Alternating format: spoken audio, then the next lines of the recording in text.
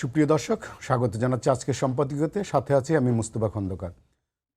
রাজপথের দীর্ঘ আন্দোলনের পর সরকার গঠনের 5 মাস পার করেছে বিএনপি। নির্বাচনের পর জাতীয় সরকারে নিজেদের অংশগ্রহণ চেয়েছিলেন রাজপথের যুগপৎ আন্দোলনের শরিকরা।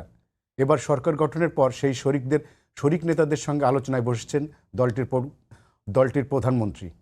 বৈঠকে প্রধানমন্ত্রী তারেক রহমান বলেছেন, ফ্যাসিস্ট সরকার বিরোধী যুগপৎ আন্দোলনে অংশ নেওয়া রাজনৈতিক দলগুলোর মধ্যে নানা বিষয়ে মতভিন্নতা থাকতে পারে, তবে কোনো বিভেদ নাই। প্রাসঙ্গিক এসব বিষয় নিয়ে আজকের সম্পাদকীয় মতভেদ এবং মতৈক্য। এ নিয়ে আলোচনার জন্য স্টুডিওতে উপস্থিত আছেন শহীদুল ইসলাম বাবুল, বিএনপি দলীয় সংসদ সদস্য, আব্দুল্লাহ আলমিন, এনসিপি সংসদ সদস্য, এবং আকবর হোসেন, সাংবাদিক। আপনাদের তিনজনকে স্বাগত। আমি শহীদুল ইসলাম বাবুল আপনাকে দিয়ে শুরু করতে চাই। আমি যেটা বললাম যে নির্বাচনের আগে কিন্তু একটা জাতীয় সরকারের প্রতিশ্রুতি দিয়েছিল আপনার দল। নির্বাচনের পরে অনেককেই দেখলাম যে আপনাদের শরিক যারা আপনাদের আন্দোলনে ছিল যুগপৎ, তাদের অনেকেই সরকারে রাখা হয়নি এবং সরকারের কোনো পদবিতেও তাদেরকে দেখা যায়নি। এ নিয়ে অনেকের মধ্যে নানা ধরনের চাপানো উত্তর ছিল যে তারা কি করবে। তো গতকাল একটা বৈঠক হলো প্রধানমন্ত্রীর নেতৃত্বে আপনাদের যুগপৎ আন্দোলনে যারা ছিলেন তাদেরকে নিয়ে, এবং তিনি বলেছেন যে আমাদের মধ্যে মত ভিন্নতা থাকতে পারে কিন্তু কোনো মতবিরোধ নেই এবং ফ্যাসিস্টের বিপক্ষে আমরা সবাই ঐক্যবদ্ধ। তো এই যে জাতীয় সরকার গঠনের সব দলের যে অংশগ্রহণের একটা প্রতিশ্রুতি, সেটা কেন কি না, থ্যাংক ইউ আপনাকে, আমার দুই সহ-আলোচক সম্মানিত এবং আমার দর্শক শ্রোতা সবাইকে আমার সালাম, অভিবাদন। আপনি যেটা বলেছেন এবং যে প্রেক্ষাপট, সেটা ছিল আওয়ামী বাস্তবতার প্রেক্ষাপট, আওয়ামী লীগের আমল। তখন আওয়ামী লীগও দৃশ্যপটে ছিল, আমাদের সাথে বিএনপি জামাত সহ একটা বৃহত্তর জোট ছিল। কিন্তু আওয়ামী লীগ যখন রাজনৈতিক দৃশ্যপট থেকে বিদায় হলো, তখন কিন্তু প্রেক্ষাপটটা একটু চেঞ্জ হয়েছে। হ্যাঁ, যেহেতু আমাদের মূল অংশীদার ছিলেন জামাতে, মানে আন্দোলনের জামাতে ইসলাম, তখন আমাদের রাজনৈতিক প্রতিদ্বন্দ্বী হয়ে গেছে। আর জাতীয় সরকার মানে আওয়ামী বিরোধী আন্দোলনে যাদের ভূমিকা, তাদেরকে নিয়ে আমরা একটা জাতীয় সরকার করবো। সেই প্রেক্ষাপটে তো জামাত ইসলাম তো এখন বিরোধী দল, সঙ্গত কারণেই হতেই হয়। পার্লামেন্টারি ডেমোক্রেসিতে এতে তো কোনো সিস্টেম নাই যে সবাই মিলে। তাহলে তো জামাত অনেকদিন আপনার সাথে আন্দোলনে ছিল না 18 সালের পর? না, অনেক সময় ছিল না, আবার অনেক সময় ছিল, এবং জামাত সবাইকে কেন্দ্র করে আমরা বলা হয়েছে। এবং সেই প্রেক্ষাপটে তো জোট থেকে মন্ত্রী নেওয়া হয়েছে, ছোট ছোট দল, কিন্তু অনেক দল, তাদের থেকেও সরকারের প্রতিনিধিত্ব আছে, নমিনেশন দেওয়া হয়েছিল, তারপরে সরকারের অংশও করা হয়েছে অনেককেই। হয়তো কেউ আছেন আরও করবার মতো, সেটাও হয়তো পার্টির চেয়ারম্যান বা প্রধানমন্ত্রী উনি বিবেচনা করবেন। না হলে ওনাদেরকে ডেকেছেন কেন? ওনাদের ডেকেছেন আলাপ করবার জন্য। কোথাও যদি কোনো গ্যাপ থাকে নিশ্চয়ই সেটা উনি পূরণ করবেন, কারণ এটা একটা অঙ্গীকার। আর জাতীয় সরকারের প্রেক্ষাপট তো ভিন্ন, সেই প্রেক্ষাপট না। তখন ওইভাবে বলা হয়েছিল যে আন্দোলনরত জোট সবাইকে নিয়ে আমরা, আওয়ামী লীগ যেহেতু গণতন্ত্র বিরোধী শক্তি, সবাইকে নিয়ে আমরা জাতীয় সরকার করব। এবং সেইটাই একটা আছে, জোটের যে সরকার সেই অংশটা আসে। তবে এর মধ্যে অনেকের অসন্তোষ আছে বা অভিমান আছে। আমি বিশ্বাস করি দেশের প্রশ্নে, মানুষের প্রশ্নে, গণতন্ত্রের প্রশ্নে সবাই আমরা আবার এক সময় এক জায়গায় এসে এক ছাতার নিচে থাকতে পারবো, দাঁড়াতে পারবো, সেই বাস্তবতা আছে। আমি একটু এনসিপির আব্দুল্লাহ আমিনের সঙ্গে কথা বলি। সেটা হচ্ছে, নাহিদ ইসলাম বলেছেন জুলাইয়ের আকাঙ্ক্ষা বাস্তবায়িত না হলে ফের রাজপথে আন্দোলন হবে। আপনাদের এই যে বাস্তবায়ন হবে না, এই শঙ্কার কারণটা কি? আচ্ছা, আগেরটা থেকে শুরু করি। ওটা যদিও বিএনপির নিজের জোটের টপিক, কিন্তু ইন্টারেস্টিং একটা ব্যাপার হচ্ছে ওইখানে অংশগ্রহণ করেন নাই আসম আব্দুর রবের দল, জমিয়ত ইসলামও করেন নাই, আসম আব্দুর রবের দল করেন নাই। এবং তারা বলেছেন যে আসলে তারা ওই যেই পরিস্থিতিতে যুগপৎ আন্দোলন করেছেন তখন যেই মোটিভ দেখেছিলেন, ওই মোটিভটা এখন আর দেখতে পাচ্ছেন না। সেই সাথে আবার মান্না ভাই, মাহমুদুর রহমান মান্না ভাই, উনি ছিলেন মিটিংয়ে বের হয়ে উনি কিন্তু বলেছেন, কিন্তু সরকারকে প্রশংসা করেছেন প্রধানমন্ত্রী, বিশেষ করে। হ্যাঁ, প্রশংসা করেছেন যে ডেকেছেন, ওই টপিক। কিন্তু আপনি যেই আকাঙ্ক্ষার কথা বলেছেন, যে ওইখানে উনি কিন্তু ক্লিয়ারলি বলেছেন যে যেই ব্যাপারে আমরা একমত ছিলাম বা যেই ডেভেলপমেন্টগুলো আমাদের হয়েছিল, ওগুলোতে আমরা এখন ওই অতটুকু ইতিবাচক বিএনপিকে দেখতেছি না, এটাও কিন্তু উনি বলেছেন। তা আমার টপিক হচ্ছে ওইখানে, আপনি যেহেতু ওই টপিকে কোশ্চেন করেছেন, তো এই জায়গায় স্বাভাবিকভাবেই বিএনপি জোটের লোকজনই যখন এই কথা বলে, আর আমরা যখন দেখি যে এখন পর্যন্ত মানে অক্ষরে অক্ষরে জুলাই সনদ মুখস্থ আমরা শুনছি, রাহুল ভাই আমাদের অনেক দিন 31 দফার কথা বলছেন, কিন্তু 31 দফায় ওই যে প্রথমেই সংবিধান সংস্কারের কথা বলা হয়েছে, ওইটারে ওনারা এখন মানেন না। এরপরে যেখানে মানবাধিকার, এরপরে হচ্ছে হিউম্যান রাইটস, এরপরে হচ্ছে যে বিচার বিভাগ, এরপরে হচ্ছে anti corruption commission, anti corruption, এরপরে হচ্ছে আপনার জনপ্রতিনিধি ছাড়া অনির্বাচিত রাজনীতিবিদদের বসানো হবে না, এগুলো ইশতেহারেও ছিল, 31 দফায়ও ছিল, কিন্তু ওগুলোকে আমরা দেখছি যে ল্যাপস করে দেওয়া হয়েছে। এবং বিএনপি তখন বলছে আমরা বেটার আইন দিব। কেন বেটার আইন দেওয়া পর্যন্ত তো ওইটা থাকতে পারতো।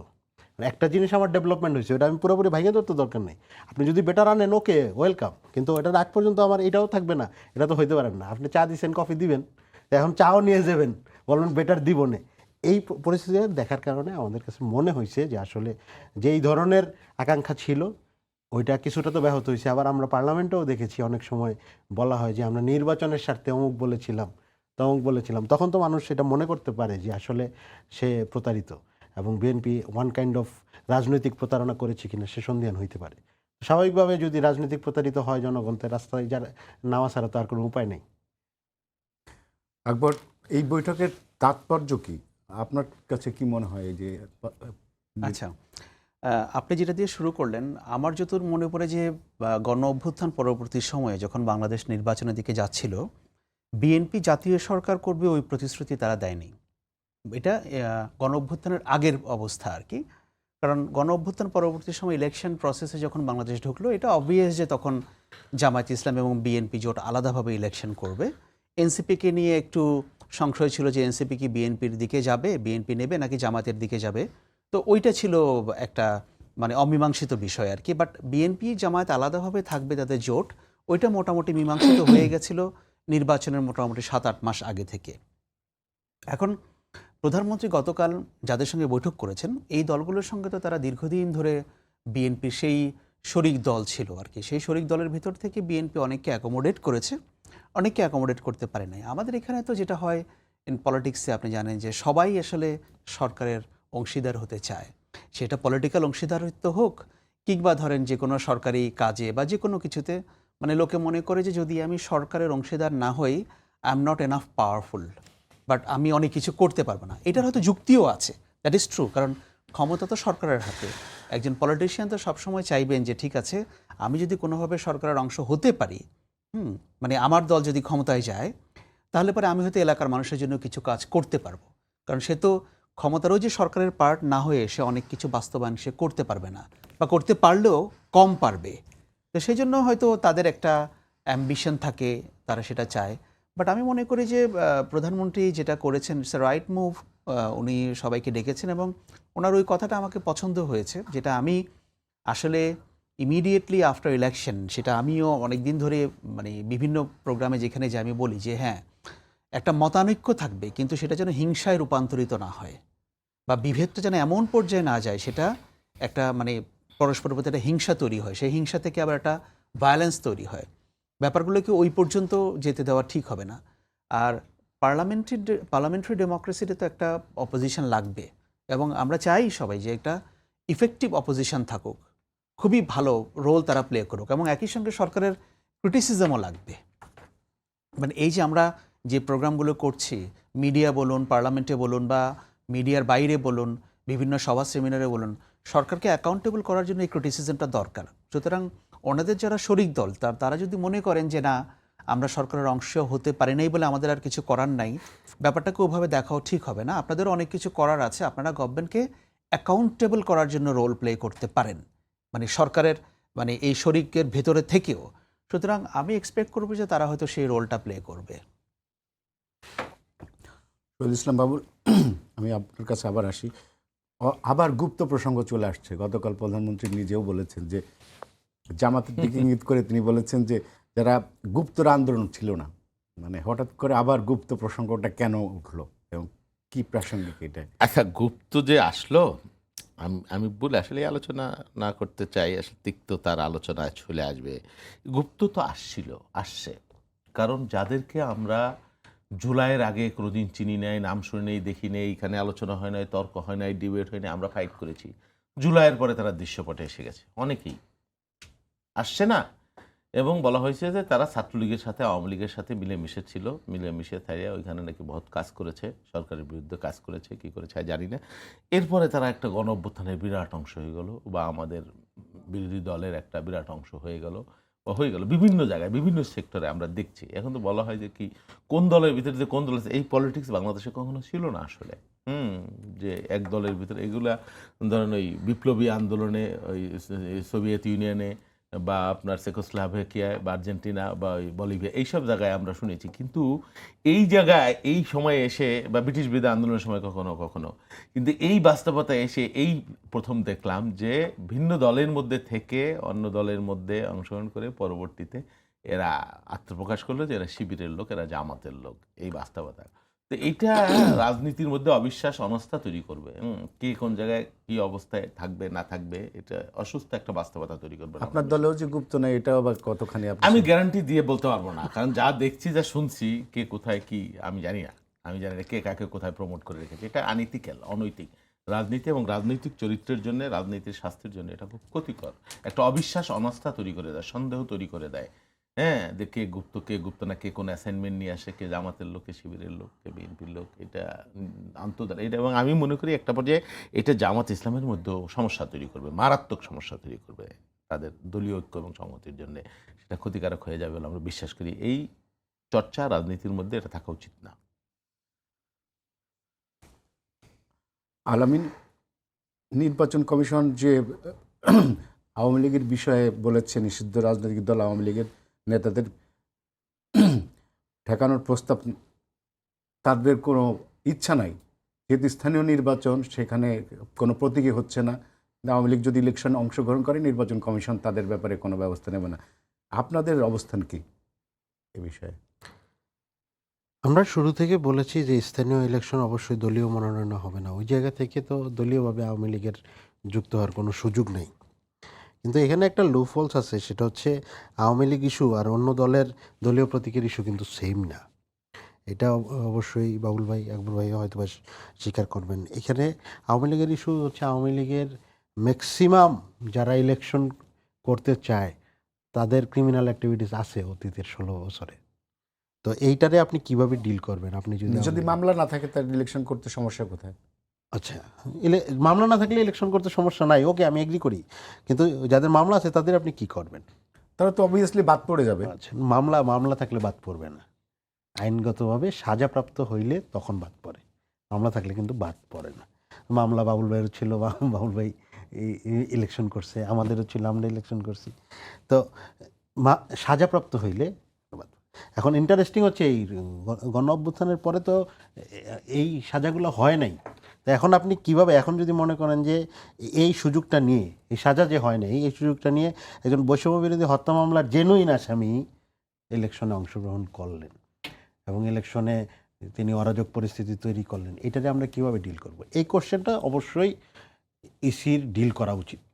আমি বলবো না যে এই স্থানীয় সরকারের যেহেতু অফিসিয়ালি দল নাই, তাহলে তো এখানে দল হিসেবে কাউকে রিজেক্ট করার ইস্যু নেই।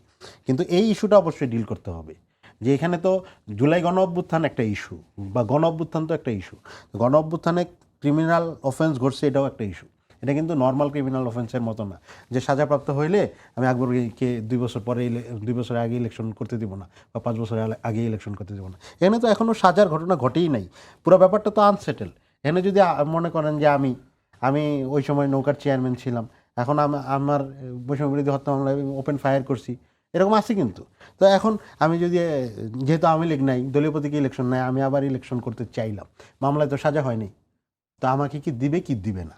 এই যদি দেয়, তাইলে গণ অভ্যুত্থানের যারা পক্ষের বিএনপি আছে, জামাত আছে, এনসিপি আছে, তাদের সাথে এই যদি ক্ল্যাশ হয়, এই ক্ল্যাশটা কি পলিটিক্যাল কারণে, ইলেকশনের কারণে, নাকি আরেকটা পলিটিক্যাল আনসেটেল কোশ্চেনের কারণে?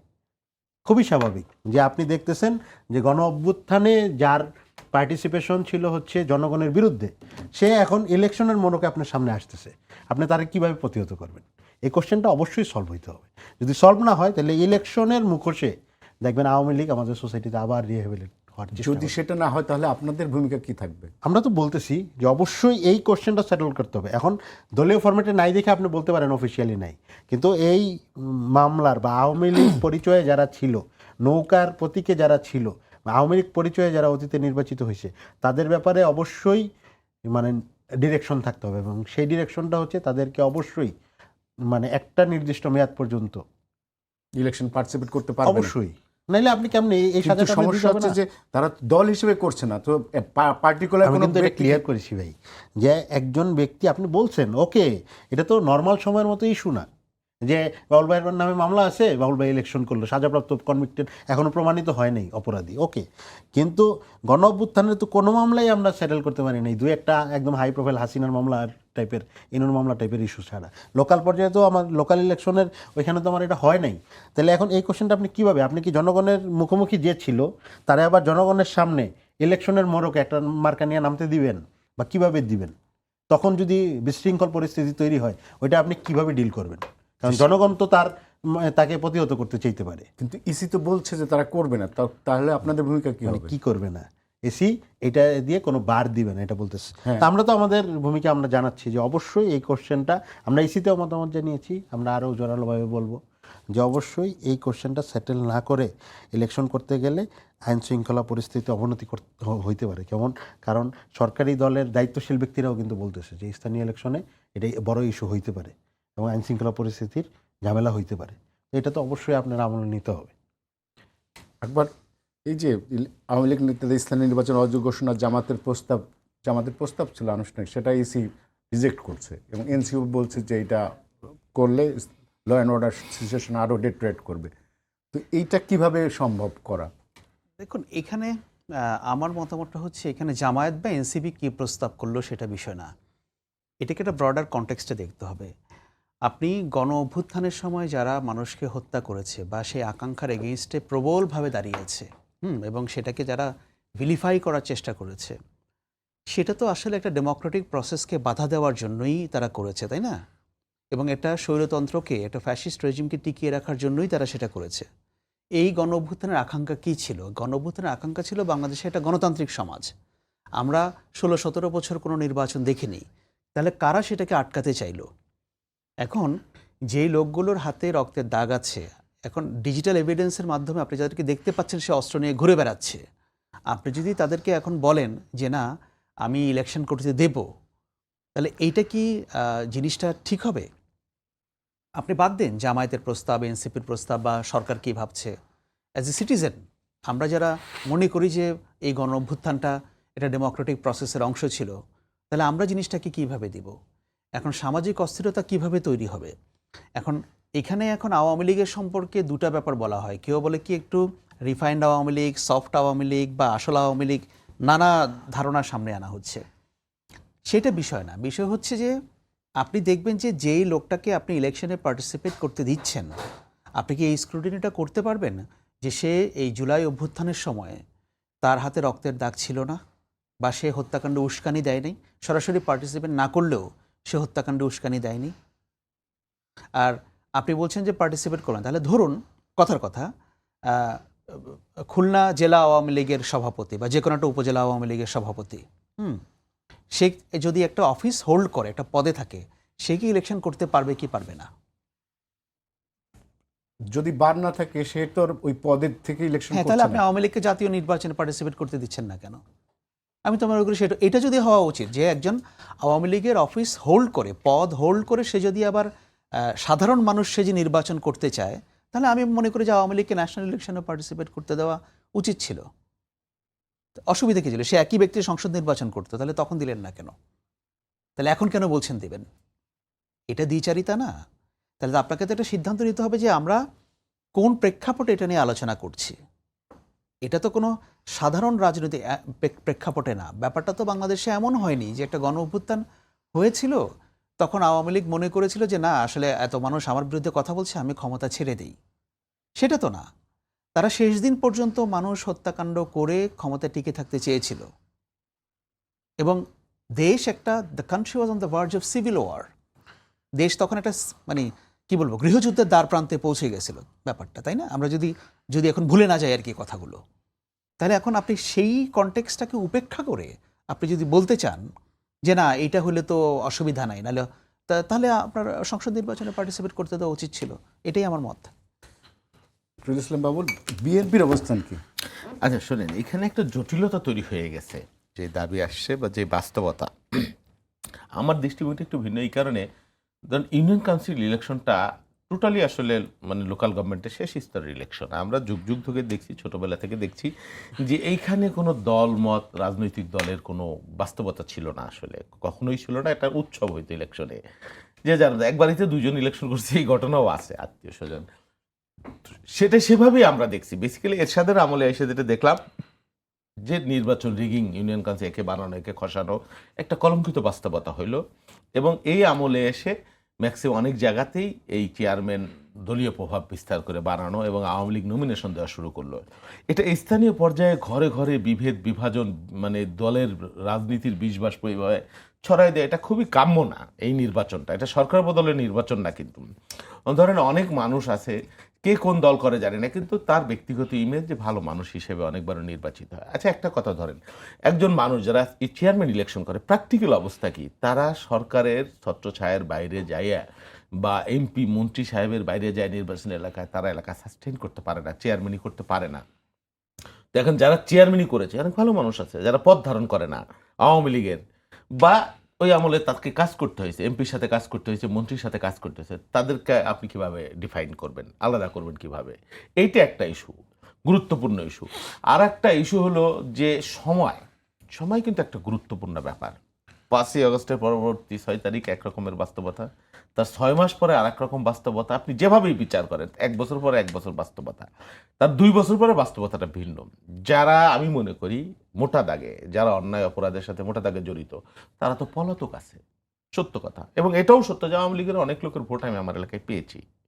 এবং আমি দল যদি মনোনয়ন দেয়, আমার দলের মধ্যে 2জন 3জন করে ক্যান্ডিডেট, আমি একটা বিপদে পড়ে যাব, সত্যি কথা। আমি কাকে রাখবো কাকে ছাড়বো, এই বাস্তবতা কিন্তু আমার এলাকায় আছে। আমি কিন্তু চাই না, অনেস্টলি আমি চাই না যে এটা দলীয় মনোনয়নের ভিত্তিতে, সমর্থনের ভিত্তিতে নির্বাচনটা হোক। যে যার মতো জনপ্রিয়তা তিনি নির্বাচিত হয়ে যান। আপনি যাদেরকে দোষারোপ করবেন, আমি তাদেরকে পক্ষ নিব না। অবশ্যই আওয়ামী লীগের বহু চেয়ারম্যানের মধ্যে দুর্বৃত্ত আছে, অনেক আসামি যারা হয়েছে তাদেরটা আপনি অবশ্যই চিন্তা করতে পারেন। কিন্তু অ্যাজ এ হোল যদি আপনি ব্লেম করতে থাকেন চেয়ারম্যান, যারা আওয়ামী লীগের আমলে চেয়ারম্যানই করছে সব চেয়ারম্যানকে, এটা অন্যায় হবে এবং এটা এই প্র্যাকটিসটা নির্বাচনকে প্রশ্নবিদ্ধ করবে। এটা হলো একটা ইস্যু। আচ্ছা, সরকারি কর্মচারীরা, তারা সরকারের আমলে আওয়ামী লীগ হাসিনার সাথে কাজ করে নাই, শুধু ডিসি টিএনও এরাই করেছে, ওসি টোটাল সরকারি কর্মকর্তারা কাজ করছে, তাদের সাথে আমরা এখন কাজ করছি না। সুতরাং এই বিষয়টা জটিলতা তৈরি হবে। অবশ্যই যদি কোনো বিশেষ ক্রাইটেরিয়া, যে আওয়ামী লীগের যারা পদধারী ছিল কি ছিল, বা আওয়ামী লীগের যারা হামলায় নেতৃত্ব দিয়েছে, কিন্তু এটা ডিফাইন করবেন, এটা একটা জটিল কেস, এটা একটা জটিলতা তৈরি হবে এবং টোটাল নির্বাচনটা একটা প্রশ্নবিদ্ধ তৈরি স্থানীয় পর্যায়ে, আমি মনে করি এটা। আমার একটা প্রশ্ন বড় ভাই, যে সেটা হচ্ছে ধরুন মানে আওয়ামী লীগের কেউ যদি আওয়ামী লীগের মতাদর্শ ধারণ করতে পারে, এটা তার ব্যক্তিগত অভিমত, আপনি সেটা, কিন্তু ধরুন আপনি যদি তাকে অ্যালাউ করবে, ইসি তাকে অ্যালাউ করবে, সে যদি আওয়ামী লীগের অফিস হোল্ড করে, এটা কমিটিতে এখনো থেকে সে নির্বাচন করতে পারবে কিনা, প্রশ্নটা সেখানে। না না, সেটা বাস্তবতা, সেইটা তো আছে। মানে সেটা তো নিষিদ্ধ, আওয়ামী লীগ তো কার্যক্রম নিষিদ্ধ। নিষিদ্ধ। তাহলে আপনি অফিস কিভাবে করে সে করে এখন? সে? হ্যাঁ, সেটা এইটা অফিস করাটাই তো নিষিদ্ধ। হ্যাঁ, তাইলে না, কিন্তু সে একটা কমিটিতে আছে, তাদের কমিটি তো ডিসলভ হয় নাই। কিন্তু এখন তো ওই বাস্তবতা নেই যে আমি আওয়ামী লীগের সেক্রেটারি, আমি ইলেকশন করব ওই পদ দিয়ে, এটা তো হয় কিন্তু না। এলাকাতে লোক জানে, কিন্তু এখানে কথা আছে, এলাকায় লোক জানে। আমি একটা লিগ্যাল কথা বলি, মনে না, আচ্ছা, আমি আলামিন, আমি আকবর সাহেবের সাথে একটু একটু তারপরে। আচ্ছা, আপনি যে বলছেন যে সেই লোকটা আওয়ামী লীগার, তা এতদিন এই সমাজে শান্তি থেকে বসবাস করতে পারে, যে এই সমাজে থাকতে পারে, যে এই সমাজের মানুষের সাথে মিশতে পারে, যে ভোট দিতে পারে, তো তাকে আপনি ভোটের সময় বলবেন যে না তুমি এখন ভোটে দাঁড়াইতে পারবে না, এটাও তো মানে না কি বাবু বলে, ভাই, প্রশ্ন- আমি আপনার সঙ্গে এগ্রিড। আপনি আপনার যে টোটাল যে বক্তব্যের যে স্পিরিট, সেটার সঙ্গে আমি একমত। Right. কিন্তু আমি যে প্রশ্নটা তোলার চেষ্টা করছি, ধরুন সে এখনো আওয়ামী লীগের কোনো পদধারী যদি না থাকে, সে যদি রিজাইন করে যে না ঠিক আছে আমি আর নাই, আমি ইন্ডিপেন্ডেন্টলি আমি ইলেকশন করতেছি, Right. তাই না? এটা হতে ব্যাপারটা- পারে, হ্যাঁ, এটা হতে পারে, এটা ব্যাপারটা ভালো যে- ভালো কথা বলছেন। হ্যাঁ, ব্যাপারটা সেটা ইসি সেটা করতে পারে। এটা হচ্ছে একটা বিষয়। আর এটা আমরা কেউই আমাদের কাম্য না যে আপনি এলাকার মধ্যে আওয়ামী লীগ যারা করেছে এরা কারা, এরা কিন্তু এই আমাদের ভাই, আমাদের বন্ধু, আমাদের আত্মীয়, আমাদের স্বজন না, চারপাশে বিভিন্ন লোকে তো এই সমাজের মানুষ, আমরা তো চিনি তাদেরকে, এরা তো আমাদের অপরিচিত কেউ না। প্রশ্ন হচ্ছে আপনি যদি এখন তাকে পদ হোল্ড করে ইলেকশন করার সুযোগ দেন, তখন তো ওই নৈতিকতার প্রশ্ন উঠবে, তাহলে আওয়ামী লীগ তো দল হিসেবে নিষিদ্ধ। তাহলে আপনি এই দলের এই লোক যদি জাতীয় সংসদ নির্বাচন করতে চাইতো যে আমি ইন্ডিপেন্ডেন্ট ক্যান্ডিডেটই হব, তাহলে আপনি তো তাকে তখন অ্যালাউ করেন নাই। সো এই জন্য আমি বলছি যে ব্যাপারটা আসলে বক্তব্য রিসপেক্ট আমার ধারণা বাবুল ভাই যা বলছেন আর আমি না, আমরা যা তখনের একটা বাস্তবতা ছিল যে তখন প্রতীকে নির্বাচন হতো। আওয়ামী লীগের ইলেকশন করতে হলে প্রতীক নিয়ে করতে, না না সে আওয়ামী লীগ প্রতীক তো ইলেকশন নেই। না, ধরুন আমরা তো জানি যে এলাকায় কে আওয়ামী লীগ করে, সে যদি বলতে যে আমি ইন্ডিপেন্ডেন্ট ক্যান্ডিডেট হব, ইন্ডিপেন্ডেন্ট হওয়াতে তো কোনো বাড়ি তো ছিল না। দেয় নাই তো, অনেক জায়গায় তো হতে পারে না, না। আমি যদি সে যদি আওয়ামী লীগ না মানে দলের পরিচয় না করতো, ব্যাপারটা একজন হচ্ছে independent- তাকে সে- সে হয়তো নিজের কারণে করেনি, প্রশ্নটা ওখানে সিকিউরিটির কারণে, কিন্তু প্রশ্নটা ওখানে যে আপনি অফিস হোল্ড করে ইলেকশন করতে পারবে কি পারবে না, আপনি কমিটিতে থেকে এখনো ইলেকশন করতে পারবেন কি পারবেন না। আপনি আওয়ামী লীগকে নিষিদ্ধ করেছেন, কিন্তু আওয়ামী লীগের এখনো তো সভানেত্রী শেখ হাসিনা, এখনো সাধারণ সম্পাদক ওবায়দুল কাদের, কোনো চেঞ্জ হয়েছে? এখনো যে জেলা কমিটি যেগুলো আছে, এই যে প্রতিনিয়ত তারা মিছিল করছে, আপনারা দেখছেন না, তাদের কিন্তু বলে কিন্তু যে মিছিলের মধ্যে আমাদের অমুক জেলার ভাই অমুকের নেতৃত্বে আমরা এই মিছিলটা করলাম, আছে তো কমিটিগুলো। আপনি হয়তো বলছেন নিষিদ্ধ, সরকারের খাতায় নিষিদ্ধ কিন্তু তারাও তো যেভাবে মিছিল মিটিং করছে ওটাও তো স্বীকৃত পদ্ধতি না। না, সেটি সেজন্যই বলছি। স্বীকৃত পদ্ধতি না, ওকে, এখন আপনি স্বীকৃতির রাস্তা করে দিবেন। যেমন আমি একটা উদাহরণ বলি, আমাদের এলাকায় একজন চেয়ারম্যান আছেন, মানে উপজেলা চেয়ারম্যান ছিলেন, উনি মানে একদম গণবিরোধী অবস্থানের মানুষ, বৈষম্য বিরোধী হত্যা মামলা আসে। আপনি যেটা বলছেন না, উনি স্বতন্ত্র ইলেকশনে দাঁড়াইতে চেয়েছিলেন এবং ওই ইলেকশনের মনোকে এলাকায় ঢুকতে চেয়েছিলেন এবং জাতীয় ইলেকশনে উনি স্বতন্ত্র ইলেকশন করেছেন। এবং ইলেকশনের সময় যখন মানে বিএনপির লোকজনই, মানে ওই আসনের বিএনপির লোকজন বলছে না উনি তো ঢুকতে পারবে না, ওনারে তো প্রতিহত করতে হবে। ভাই বুঝতে পারছেন, বিএনপির লোকজন, এবং যখন বিএনপির লোকজন প্রতিহত করছে এবং প্রতিহতার পক্ষে কিন্তু তাহলে- আমি একটু শেষ করি, হ্যাঁ। ওই প্রতিহতার পক্ষে আমি, বিএনপির লোকজন প্রতিহত করছে কিন্তু আমি, কারণ এই লোকটা গণ অভ্যুত্থানের সরাসরি গণবিরোধী অবস্থান নিছে, তো ওইখানে তো আমরা ঐক্যমত আছি। তো উনি গণবিরোধী অবস্থান, এখন যখন বিএনপির লোকজন প্রতিহত করতে গেছে তখন পুলিশ গিয়ে বিএনপির লোকজনকে মারধর করছে যে একজন প্রার্থীর উপর তুমি প্রার্থীরে কেন তুমি আটকাইতেছো। কিন্তু এই লোক কি শুধু একজন প্রার্থী? নো, এই লোক তো একজন খুনি। কারণ এই কোশ্চেনটা তো আপনি সলভ না করে আসতে পারবেন না ভাই। তখন আপনি যেটা হবে, এটা ন্যাশনাল ইলেকশনে আপনি এটার সুযোগটা লিমিটেড করে দিয়েছেন দেখে কম, কিন্তু লোকাল ইলেকশনে তো অন্তত 6-7 হাজার মানুষ, তখন গ্রাম পর্যায়ে যেই ধরনের বিশৃঙ্খলা তৈরি হবে আপনি এটা ট্যাকেল দেওয়ার পরিস্থিতিতে আছেন কিনা, ইস্যুটা এইটা। এইটা এটা আমরা বলতে করতে চাইছি। গেলেও আবার ঠেকাইতে গেলেও বিশৃঙ্খলা হবে, হ্যাঁ। কারণ একজন আরেকজন প্রতিপক্ষ, তুই আওয়ামী লীগ ছিলি, No, no, no. তুই করতে পারবি না, এই বাস্তবতাও কিন্তু আসবে। ভাই ট্যাগিং মানে ফ্রেমিং সেই একটা জন্যে- জিনিস। সেই জন্য একটা সুনির্দিষ্ট নীতিমালা, আমরা তো ওই যে ওইটাই বলছি। আকবর সাহেব, যে আকবর ভাই যেটা বললো, যে কেউ যদি, আচ্ছা একটা মানুষ এই সমাজে বাস করে, এই সমাজে বাজার করে, এই সমাজে নামাজ পড়ে, এই সমাজের মিটিংয়ে যায়, সব করতে পারে, ভোট দেয়, তো সেই লোক ভোটের সময় ভোট করতে পারবে না, এটাও তো কোনো গ্রহণযোগ্য পদ্ধতি হতে পারে না। পলাতক যারা, আর ফার্স্ট অফ অল মার্কা, নৌকা, আপনি নৌকা মার্কা যদি না থাকে, আপনি যে ডিফাইন করবেন, এটি বিভেদ বিভাজন বাড়বে। আমার মত, উনি যেটা বলেছে যে আওয়ামী লীগের পদ যাদের আছে তারা পদত্যাগ করে আনুষ্ঠানিকভাবে স্বীকৃতভাবে অন্যায় অপকর্মের জন্য যদি ক্ষমা চায়, আমার মতে স্থানীয় নির্বাচনে নির্দলীয় যেখানে যদি মামলা না নির্বাচন, থাকে। যদি মামলা না থাকে এবং সিরিয়াস ক্রিমিনাল Exactly. অফেন্স না থাকে, হ্যাঁ। অবশ্যই তাদের হ্যাঁ, সুযোগ দেওয়া ওটা উচিত। ওটা হতে পারে যে অবশ্যই আপনি- তাদের সুযোগ দেওয়া আপনি এটা বলতে পারেন যে তুমি এই জায়গায় এই ডিক্লারেশনটা দিতে হবে যে আমি আওয়ামী লীগের সাথে নাই, রাইট। এক্স্যাক্টলি। এই ডিক্লারেশনটা দিয়ে, কিন্তু পদ হোল্ড করে হ্যাঁ। এখন কাউকে আমি একটা বাড়িত সুযোগ করা। নিলাম যে এখানে ঢুকতে পদ লাগে না, এজন্য আমার পদ আছে, কিন্তু আমি যেহেতু পদ লাগে না এই জন্য আমি একটা নিষিদ্ধ দল সে একটা ডিক্লারেশন ফর্মে সাইন করে তাহলে সেটা করতে হবে, এটা সব আমরা সব এটাই দলের বলতেছি, জন্যই হলো আর কি। আমরা একটা প্রসেসের কথা বলতেছি, আমরা পুরো আর বিশৃঙ্খল গণহারে আপনি ডিফাইন করতে গেলে এটার নৈরাজ্য বাড়বে নির্বাচনে, না তা তো বটেই, সেটার সিরিয়াসলি বাড়বে। আকবর, সেটা হচ্ছে হেফাজতে ইসলামের আমিরের উদ্যোগে কমিশনাররা 7টি দলকে এক মঞ্চে আনার চেষ্টা করছে, 11 দলীয় জোট। মানে এই 11 দলের জোটে তারা ছিল। এই যে এক মঞ্চে কওমি ধারার 7টি দল এক হলে কি 11 দলের জোট কি ভাঙনের মুখে পড়বে কিনা, আপনার কি মনে হয়? এইটা এখন আসলে ওনারা কোন দৃষ্টিভঙ্গি থেকে চিন্তা করছেন সেটা বলা মুশকিল। আমার ধারণা এনসিপির এমপি উনিও বলতে পারবেন যে মানে এটার পলিটিক্যাল লজিকটা কোন জায়গায় আর কি। কারণ হেফাজতে ইসলাম তো সবসময় নিজেদেরকে দাবি করে একটা অরাজনৈতিক প্ল্যাটফর্ম, তাহলে তারা একটা রাজনৈতিক প্ল্যাটফর্মের মধ্যে তারা কেন যাবে? আমার কোয়েশ্চেনটা হচ্ছে সেখানে। হেফাজতে ইসলামের কিন্তু ডিক্লেয়ার্ড পলিসি হচ্ছে আমরা রাজনীতি করি না, আমরা পলিটিক্যাল পার্টি না, আমরা যেটা করি তাদের ভাষায় তারা যদি মনে করে যে সেখানে কোট আনকোট ইসলাম আক্রান্ত বা ইসলামের কোনো কিছু হচ্ছে না, তখন তারা তাদের ভয়েসটা রেইজ করে। তো সেইখানে হেফাজতে ইসলাম যদি কারোর সঙ্গে আনুষ্ঠানিকভাবে রাজনীতিতে যেতে চায় বা আনুষ্ঠানিকভাবে না গেলেও মৌনভাবে বা পেছন দিক থেকে সমর্থন দিতে চায়, এটা মনে হয় হেফাজতে ইসলামের জন্য নৈতিক হবে না। বরং তাদের যে অবস্থান আছে তারা সেটাতে থাকুক। হেফাজতে ইসলামের যারা কমিটিতে আছেন বা সংগঠনের সঙ্গে আছেন, এই গণ অভ্যুত্থানে তাদের অত্যন্ত মানে মানে গুরুত্বপূর্ণ ভূমিকা ছিল, ব্যাপক ভূমিকা ছিল।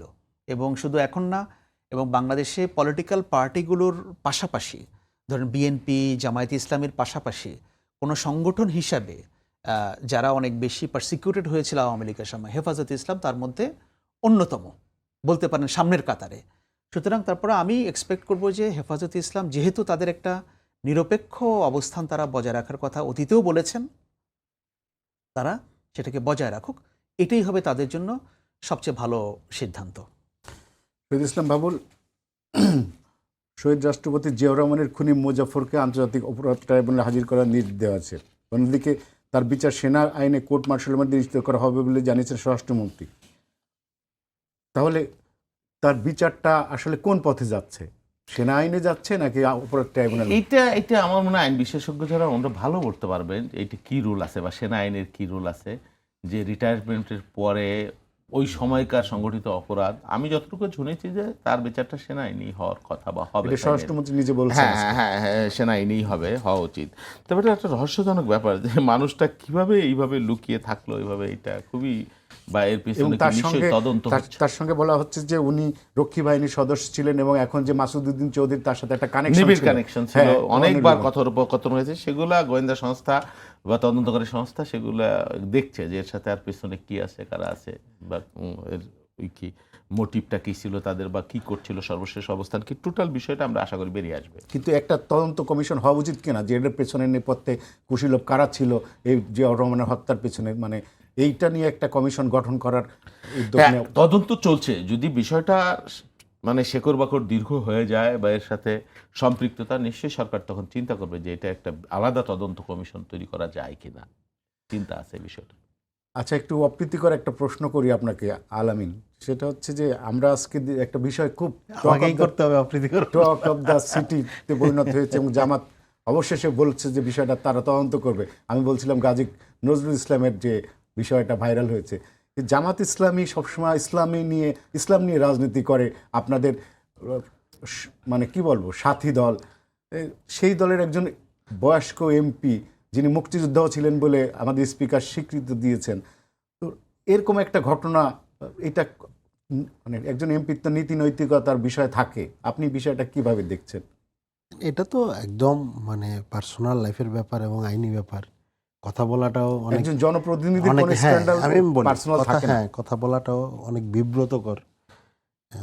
রাজনৈতিক সঙ্গী বলছেন নির্বাচনী জোট, এখন নির্বাচনী জোট, নির্বাচনী জোট কিন্তু এখনো কিন্তু আপনারা একসাথেই আছেন, তার জোট কিন্তু ভাঙেনি। অপকর্মের, কেউ যদি অপকর্ম করে তার দায়িত্ব তার ব্যক্তিগত, বা দল হিসেবে জামাত কি ডিসিশন নেবে এটা জামাত হয়তো বা ভালো বলতে পারবে। এখানে মূলত যেটা মনে হয়েছে, যে আমার কাছে মনে হয়েছে পুরো ঘটনাটা একটু ধোঁয়াশাপূর্ণ, এই সেন্সে যে ওনারা এখনো মানে যেই ব্যাখ্যাগুলো আসছে এই ব্যাখ্যাগুলো মানুষ এখনো সন্তুষ্ট হইতে পারে এইরকম না।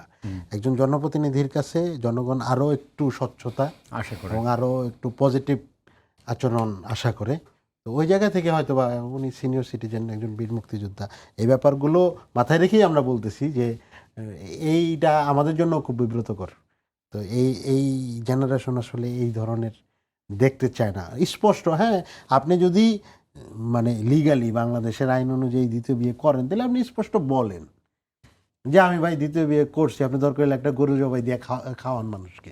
ওইটা তখন জনগণ বিচার করবে যে না উনি দ্বিতীয় বিয়ে করতে পারে কি, এটা আপনি পাবলিক ফিগার বলছেন ওকে। কিন্তু এখানে ডাক গুড় করলে যেটা হয়, ট্রাস্ট ইস্যু তৈরি হয় এবং গুজবের ডালপালা ছড়ায় এবং ওইটা বুমেরাং হয়। ওইটাই হয়েছে ওনার ক্ষেত্রে, এবং এই ক্ষেত্রে তো অবশ্যই তার দায় আছে, যেহেতু উনি বলছেন যে ঘটনায় উনি বিয়ে করছেন, কিন্তু উনি যে তার জন্য যে সুপারিশটা করেছেন সেই সুপারিশটা একটা ঘটনায় আটকে যাওয়ার পরে যদি আমি স্বীকার করি তাহলে অবশ্যই আমার বিরোধীরা এটা নিয়ে কথা বলার সুযোগ পাবে, এবং এই সুযোগটা আমি দিলাম। এবং মেয়েটার কিন্তু আপনার প্রাপ্তবয়স্ক আপনি না, যেটা বলছেন প্রাপ্তবয়স্ক না কিনা এটা আমি এখনো শিওর না, এটা কি মানে এটা আমি শিওর না প্রাপ্তবয়স্ক না কিনা, কিন্তু যেটা বলেছেন যে চাকরির ইস্যু, এই ক্ষেত্রে আমি বলবো হ্যাঁ এইটা অবশ্যই one kind of conflict of interest কিনা এটা আমাদের বিবেচনা করার জায়গা আছে। যে আমি চাকরির সুপারিশ করতেছি অ্যাট দ্য সেম টাইম আমার ওয়াইফ মানে বিয়েও করতেছি, এবং যে বিয়েটা নর্মালি মানে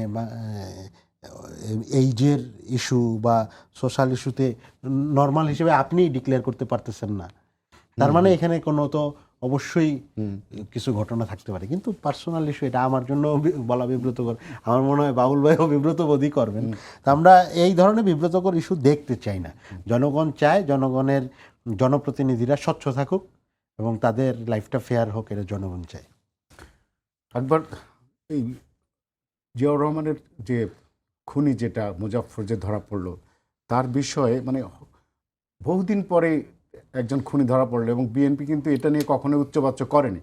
মানে জিয়াউর রহমানের খুনি হত্যার বিচার নিয়ে বিএনপি কখনোই সরব ছিল না, কিন্তু হঠাৎ করে বিষয়টা বিএনপি সিরিয়াস হলো, পেছনের কারণটা কি? দেখুন, জিয়াউর রহমান হত্যাকাণ্ডের পরে দুটো তদন্ত হয়েছিল। একটা হচ্ছে একটা কমিশন বিচার বিভাগীয়, আর একটা হচ্ছে সামরিক আদালতে যেটা আর কি। তো বিচার বিভাগীয় যেটা হয়েছিল এটা কিন্তু কখনোই আর আলোর মুখ দেখে নাই। আর ওই যে যেটা আপনি বলছেন সামরিক আদালত, ওইটা কিন্তু মিউটিনির বিচার হয়েছিল, ওটা খুনের বিচার হয়। এখন আমি আসি যে পরবর্তী যে এই লোক ৪৫ বছর ধরে পলাতক, বা উনি তো দীর্ঘ সময় বাংলাদেশেও ছিলেন যেটা মনে হচ্ছে। আমি এটাতে খুবই অবাক হয়েছি যে কিভাবে ছিলেন। এখন আসি পরবর্তী প্রশ্নে। দেখুন, জিয়াউর রহমান হত্যাকাণ্ডটা আমার কাছে যেটা মনে হয়, আমি হিস্ট্রিটা একটু পড়ে বা একটু অ্যানালাইজ করে, যে এটাতে শুধুই মনে হলো ৩ জন আর্মি অফিসার গিয়ে আজকে প্রেসিডেন্টকে মেরে ফেলবো, ব্যাপারটা এরকম ছিল না। মানে এটাকে এরকম মনে করার কোনো কারণ আমি দেখতে পাচ্ছি না। আমি জানি না, আমার সঙ্গে হয়তো অনেকে দ্বিমত পোষণ করতে পারেন। কারণ আপনি যদি দেখবেন, আমরা যদি হিস্ট্রির দিকে দেখি, যে জিয়াউর রহমানের একটা আশঙ্কা ছিল যে উনি অ্যাসাসিনেটেড হতে পারেন। এই আশঙ্কাটা কিন্তু ওনার মনের মধ্যে ছিল, এবং কোনো একটা ইন্টারন্যাশনাল ফোর্স বা প্রতিবেশী কোনো শক্তি তাকে এটা করতে পারে। এটা মওদুদ আহমদ তার বইতে উনি লিখে গেছেন, এবং মার্কিন যুক্তরাষ্ট্রে যে বিভিন্ন দলিল অবমুক্ত করে বিভিন্ন সময়ে, সেগুলোতে প্রেসিডেন্ট জিয়া তৎকালীন অনেকের সঙ্গেই এই তার আশঙ্কাটার কথা প্রকাশ করেছিলেন। এবং উনি আধিপত্যবাদ বিরোধী ওনার যে অবস্থান ছিল, এবং যে কোনো সময় বাংলাদেশ আক্রান্ত হতে পারে, এগুলো কিন্তু তিনি প্রকাশ করেছিলেন বিভিন্ন সময়ে। সুতরাং আপনি যদি পরবর্তীতে এসে দেখেন ওনার এই হত্যাকাণ্ডটার সঙ্গে, এই হত্যাকাণ্ডে যে ব্যক্তি মেরেছে বা যে জড়িত আছে সে কিসের? সে রক্ষী বাহিনীতে ছিল। তার সঙ্গে মাসুদউদ্দিন চৌধুরীর ঘনিষ্ঠ যোগাযোগ। মাসুদউদ্দিন চৌধুরী কিসে? সেও রক্ষী বাহিনীতে ছিল। এই মাসুদউদ্দিন চৌধুরী কে? এরা 111-এর প্রবক্তা। এই 111 কেন হয়েছিল? জিয়া পরিবারকে ধ্বংস করার জন্য। এখন আপনি যদি সবগুলো, এবং সেই 111-এর পরবর্তীতে যে সরকার এসেছিল তারা কে? তারা হচ্ছে গাইডেড বাই সামওয়ান এলস। তাহলে আপনি যদি এখন এই ডটসগুলোকে কানেক্ট করেন, তাহলে আমার ধারণা যে এখানে ভিন্ন কোনো কিছুর ইঙ্গিত মিললেও মিলতে পারে। আমি জানি না, যেহেতু তদন্ত আমি করে নেই, আমি জাস্ট হিস্ট্রিক্যাল অ্যানালিসিস। কিন্তু এই জন্য একটা তদন্ত কমিশন হওয়া দরকার কিনা পেছনে? আমি মনে করি হওয়া উচিত। আমি মনে করি হওয়া উচিত, কারণ হচ্ছে যে আমরা কিন্তু বিভিন্ন হিস্ট্রিক্যাল এই যে এভিডেন্সগুলোতে যা পাই, যে হ্যাঁ, জেনারেল মঞ্জুরের সাথে প্রেসিডেন্টের একটা দূরত্ব তৈরি হয়েছিল, এবং প্রেসিডেন্ট তখন চট্টগ্রাম গিয়েছিলেন যে চট্টগ্রাম বিএনপির যে কোন্দল সেটা নিরসনের বৈঠক করবেন। এটা দৃশ্যমান, হ্যাঁ, একটা ওইটা ছিল। কিন্তু বিহাইন্ড দ্য সিন কি আছে নোবডি নোস। হ্যাঁ, কিন্তু অনেকে এটা বলেন যে জেনারেল মঞ্জুরের সঙ্গে ওনার কিছুটা দূরত্ব তৈরি হলো, ওনার মঞ্জুর এবং জেনারেল জিয়ার মধ্যে কিন্তু খুব বন্ধুত্বপূর্ণ হিংসা ছিল না, যে একেবারে তাকে মেরে ফেলতে হবে, ব্যাপারটা এরকম ছিল না। ওই যে ওসি কুদ্দুস বলে একজন ভদ্রলোক, যিনি তখন রাঙ্গুনিয়া থানার ওসি ছিলেন সম্ভবত, উনি তখন পোস্টমর্টম করেছিলেন। হ্যাঁ, তো এই ভদ্রলোককে জেনারেল এরশাদ কেন মিলিয়নিয়ার বানিয়েছিলেন বলুন তো? যিনি পরবর্তীতে বিজিএম এর সভাপতি, বাংলাদেশের প্রথম গার্মেন্ট ব্যবসায়ী ওয়ান অফ দা। হ্যাঁ, এরশাদ সাহেব তো তাকে মিলিয়নিয়ার। তো এই এরশাদ সাহেব কে? এবং যখন এরশাদ সাহেব তো বেনিফিশিয়ারি, যখন জিয়া রহমান হত্যাকাণ্ড হলো তখন আর্মি চিফ কে? জেনারেল এরশাদ। তো এরশাদের পরবর্তীতে যে পলিটিক্যাল পার্টি করেছিল, সেই পলিটিক্যাল পার্টি ওনার ভাই যে লিড করে, উনি 24-এর ইলেকশনের আগে এসে বলেছিলেন না একটা দেশ থেকে এসে, যে ওনাদের অনুমতি ছাড়া কিছু বলাটা আমার ঠিক হবে না। তাহলে এরা কারা? আপনি যদি এই ডটসগুলোকে কানেক্ট করেন, then you get the answer. এবং আমি মনে করি যে বাংলাদেশের একজন প্রেসিডেন্টকে এভাবে মেরে ফেললো, এবং সেটা কেন মারলো, এটার কোনো পলিটিক্যাল ছক আছে কিনা, এটা বাংলাদেশের মানুষের জানার অধিকার আছে। এবং বিএনপি যেহেতু ক্ষমতায়, এবং আমি মনে করি বিএনপির এখন এই বিষয়টাকে টেক আপ করা উচিত। শহীদুল ইসলাম বাবুল, আপনাদের সরকার 5 মাস শেষ করলো, এবং 5 মাসের পরে প্রধানমন্ত্রীর উপদেষ্টা একটা ব্রিফিং করে অনেক কিছুই সফলতার কথা বললেন, কিন্তু অনেকে মনে করে যে আপনার সরকার অনেক ভালো কাজ করেছে, কিন্তু মিডিল ক্লাস কানেক্ট করার মতো অনেক কর্মসূচি এখনও মানে গ্রহণ করেনি, এবং এখনও মিডিল ক্লাস ঠিক ওইভাবে সরকারের প্রতি খুব যে সন্তুষ্ট তাও বলা যাবে না। এটা দৃষ্টিভঙ্গির ব্যাপার। ওই রবীন্দ্রনাথের কথা, যে আমারে দেখিবারে পায় অসীম ক্ষমায়, ভালো মন্দ মিলায় সকলেই। তো আছে, তো ভালো মন্দ তো আছেই, একটা সরকারের ব্যত্যয় থাকবে। তবে এটা আমরা বলতে পারি যে সরকার গণবিরোধী কোনো ভূমিকা এখন পর্যন্ত বলতে পারবেন না। এই যে একটা বাজেট হয়েছে, আপনি চিন্তা করে দেখেন, একেবারে প্রান্তিক যে মানুষটা, সেই মানুষটা, যেমন আমি বাজেট বক্তৃতায় বলেছিলাম, বিএনপি নেচারি এই সাইফুর রহমানকে একবার মানে পাকিস্তান থেকে ফেরত আসবার সময় বেনজির ভুট্টো বললেন যে আপনি তো চলে যাচ্ছেন, কিন্তু আপনার দেশের অর্থনীতির চেহারা বদলে যায় এই জাদুর কাঠিটাকে যদি আমাদেরকে দিয়ে যেতেন। এবং সাইফুর রহমানকে সাংবাদিকরা প্রশ্ন করলো যে আপনি বাজেট কি চিন্তা করে করেন। উনি বলেছেন যে একেবারে তৃণমূলের প্রান্তিকের যে মানুষটা, সেই মানুষটার কথা আমার মাথায় থাকে।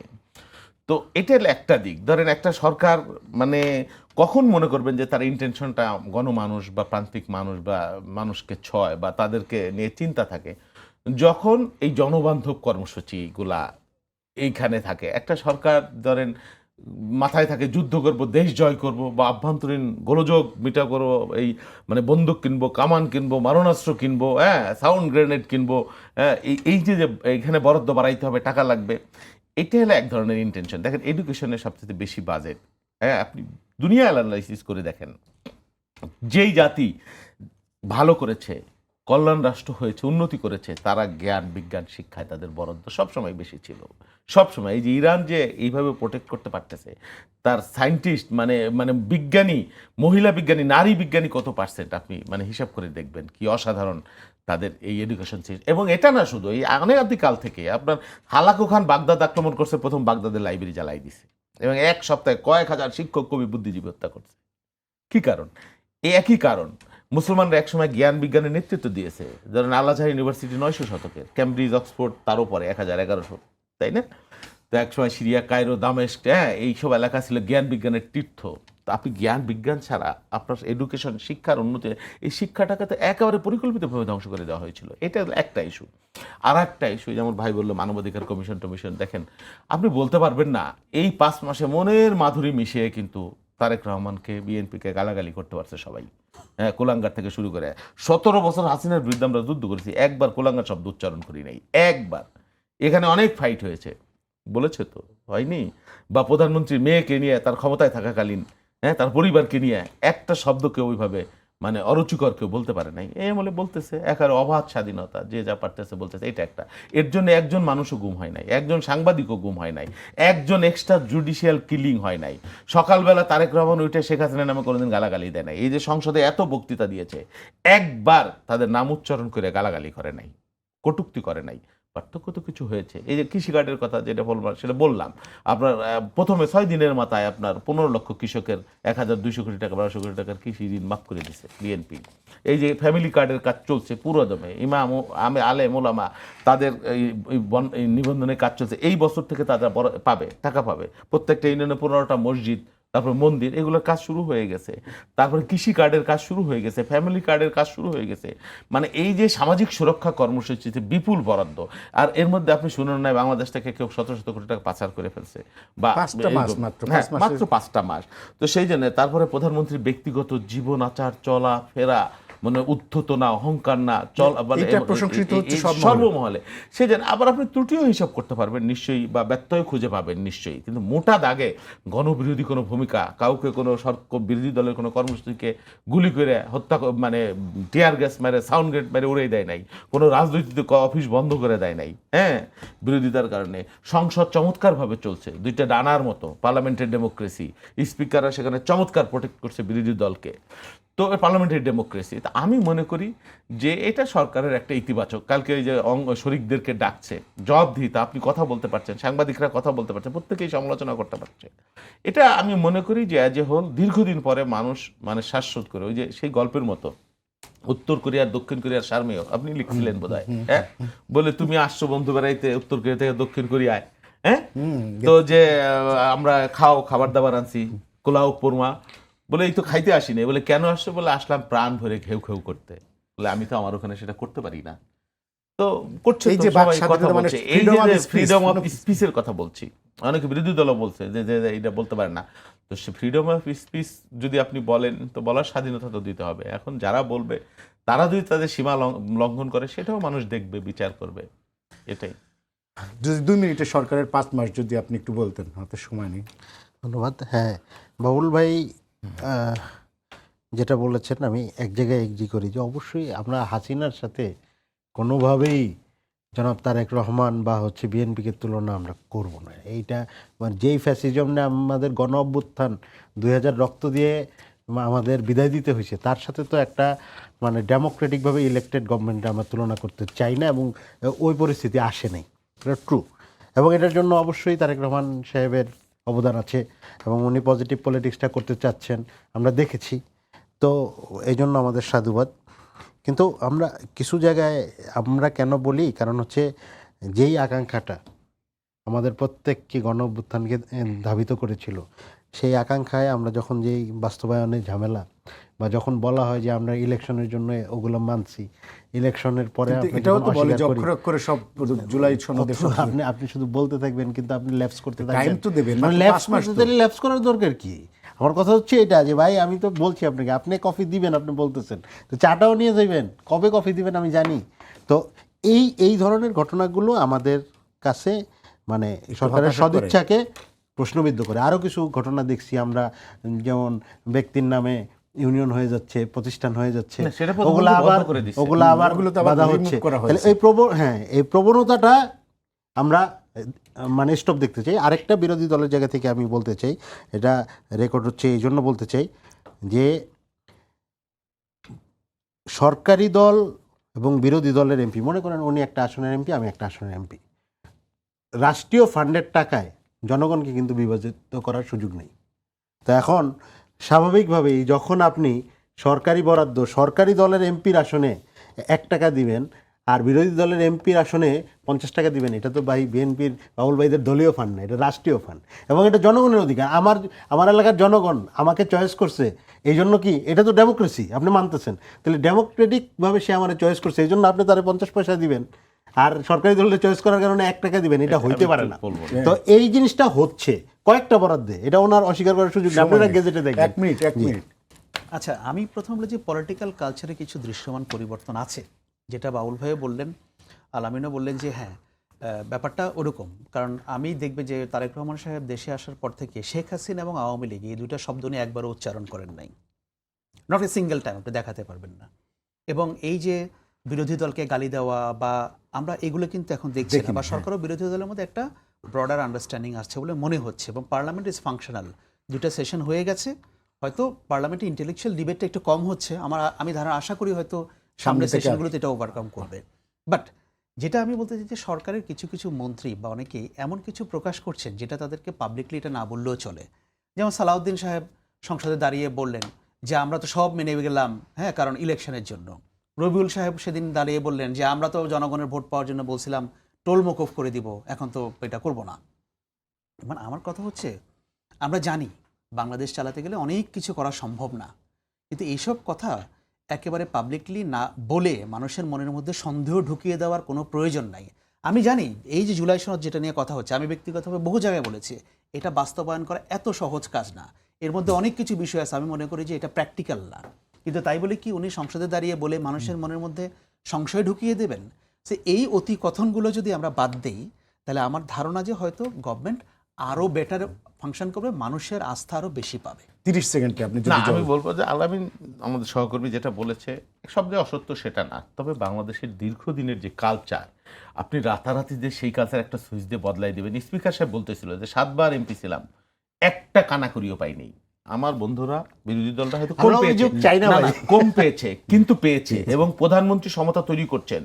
যখনই বিরোধী দলের নেতা আপিল করছেন বলছেন, সেই জায়গাটা উনি কিন্তু কনসিডার করতেছেন। এটা একটা পজিটিভ ভাইব বলে আমরা মনে করি। তবে হ্যাঁ, এর মধ্যে অসঙ্গতি আছে। অনেক মন্ত্রী, আকবর হোসেন যেটা বললো, অনেক মন্ত্রী সবাই যে ভালোভাবে সফল হতে পারছে, নট দ্যাট, এর মধ্যে ব্যর্থ আছে। নিশ্চয়ই বিষয়গুলো প্রাইম মিনিস্টার কনসিডার করবেন, উনি দেখবেন, সেই জন্য হয়তো আরেকটু সময় আপনারা দেন। আমি বিশ্বাস করি যে মন্দের মধ্যে অনেক কিছু ভালো খুঁজে পাওয়া যাবে, ভালো হবে। ওকে, থ্যাংক ইউ আকবর হোসেন, আলমিন এবং শহীদুল ইসলাম বাবুল, তিনজনকে ধন্যবাদ। দর্শক, আপনারাও এই আলোচনা সরাসরি অংশ নিতে পারেন। আলোচনা এই ছিল আজকের দর্শক, এই ছিল আজকের সম্পাদকীয়তে। আগামীকাল আবারও দেখা হবে একই সময়ে। শুভরাত্রি সবাইকে।